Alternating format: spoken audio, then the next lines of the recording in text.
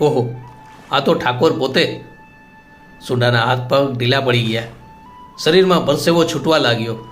તમે કોઈને તાનમાં એક લાફો મારી દો અને પછી ખબર પડે કે આ તો કમિશનર છે, તો કેવી હાલત થાય? એવી જ હાલત અત્યારના સોંડાની હતી.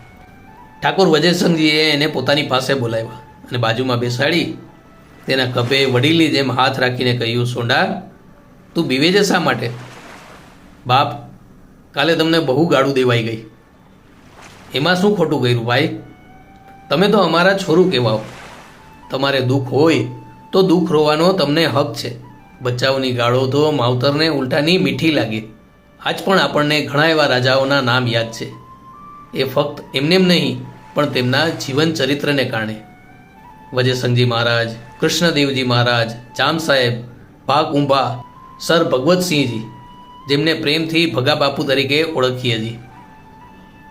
મારી વાઈફ ગોંડલની છે. હું ઘણી વખત તેમને મજાકમાં કહું કે જો ભગા બાપુ અત્યારના હોત ને તો તમને લાઇનમાં ઊભા રાખીને ભડાકે દેત, જે રીતે ગોંડલના રસ્તાઓની હાલત છે. આવા ઘણા રાજા છે કે જેમણે ફક્ત જમીન પર નહીં પણ લોક હૃદય પર રાજ કર્યું છે. ક્યારેક ચાન્સ મળશે તો આપણે આવા રાજા મહારાજાના જીવન ચરિત્રની પણ એક સિરીઝ પર ગપશપ કરીશું.